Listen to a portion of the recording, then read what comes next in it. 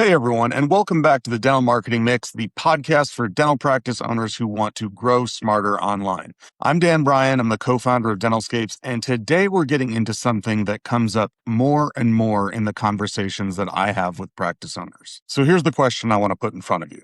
You've built a practice that works. You've got a reputation in your community, a schedule that stays full, a name that people recognize. And now you're opening a second location 12 miles across town.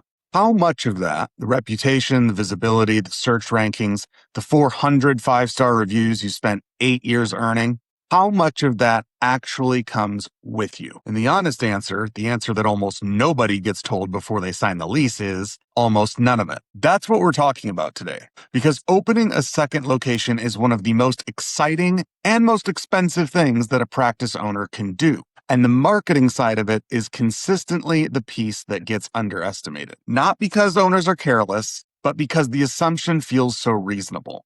You already have marketing that works. Why wouldn't just extend? On today's show, I want to walk you through why it doesn't, what actually has to happen instead, and the specific mistakes I see practices make in the first 6 months that end up costing them a year of ramp-up time. So let's get into it. Let me start with the single most important idea in this entire episode, and everything else is going to build on it. Local search is tied to a physical address, not to your brand, not to your business name, and not to how good you are, to a pin on a map. When someone in your city types dentist near me into Google or asks their phone where to get a crown, Google isn't asking, well, which practice in this metro area is the best? It's asking which practices are close to this person, verifiable, well-reviewed, and clearly relevant to what they're asking for. Proximity is a ranking factor. It's not a bug, it is the entire point of local search. So when you open a location 12 miles away, you are not extending your visibility. You're starting a new one. New address, new Google business profile, new review count, which is 0, new citation footprint, new local competitors you've probably never thought about because they were never in your radius. I want to be really clear about the review piece in particular because this is the one that stings the most. Your reviews do not transfer. You cannot move them. Your existing location might have 400 reviews at a 4.9 average. Nice work, by the way. And your new location on day one has 0. And when a prospective patient is comparing your new office against the practice down the street that's been there for 15 years with 200 reviews, you lose that comparison every time. Not because you're worse, but because you're new and you look new. And here's the extension of that, which matters more every month. AI-driven search works the same way, and in some respects, it's even stricter. When someone asks ChatGPT or Gemini or Google's AI results for a good dentist in a specific neighborhood, those systems are pulling from the same trust signals, reviews, directory consistency, authoritative mentions, a verifiable presence.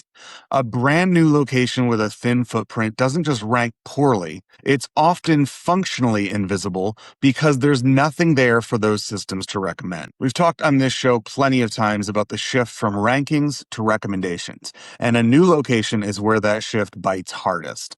You have to give the machines something to recommend before they'll recommend you. So let's talk about mistakes. Mistake number 1 is starting too late. The most common and most expensive mistake is timing. Most practices start marketing a second location when the doors open, sometimes maybe a week before. 2 weeks.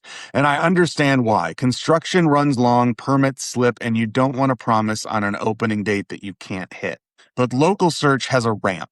Google Business Profile verification alone can take days or weeks, and sometimes it takes multiple attempts. A new profile doesn't inherit trust, it earns it over time. New website pages need to be crawled, indexed, and evaluated. Directory listings need to propagate and stabilize. None of that is instant, and none of it can be bought. What that means practically is that if you open your doors and then start marketing, you're looking at a stretch of months where you're paying rent, payroll, and equipment financing on a location that nobody can actually find organically. You want to be working on this 60 to 90 days out. Get a landing page live for the new location as soon as you have an address and a rough opening window. Even if it's just coming soon, the hours, the address, and a way to get on the schedule. Get the Google Business Profile created and verified as early as Google will let you. Get your directory listings consistent. Start building the footprint before you need it to produce. Mistake number 2. The copy-paste website. This is the second thing. When practices add a location to their website, the instinct is just to duplicate what's already there. Take the existing service pages, swap the address, publish.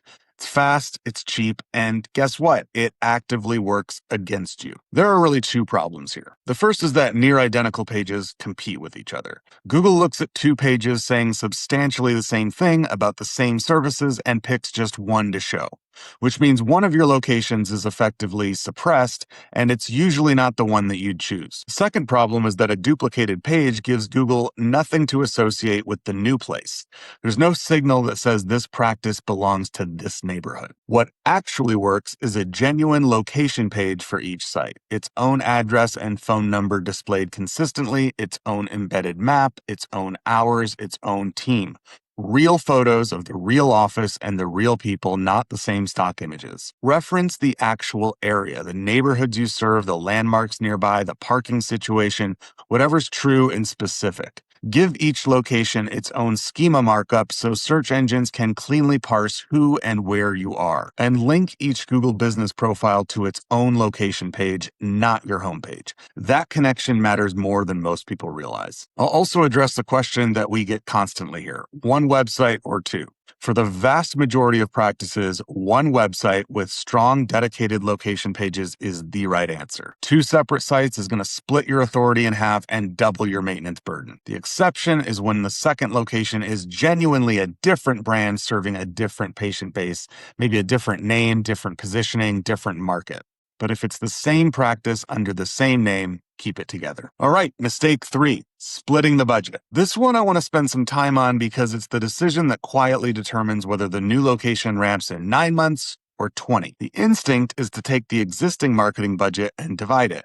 $5,000 a month becomes $2,500 and $2,500. It feels fair, feels disciplined. Well, it's actually backwards. Your new location needs more marketing support than your established one, not less. Think about what each location actually has to accomplish. Your existing office has a patient base, referrals, reviews, and years of accumulated visibility working for it. It has momentum. Its marketing is largely maintaining and incrementally growing something that already exists. The new location has none of that.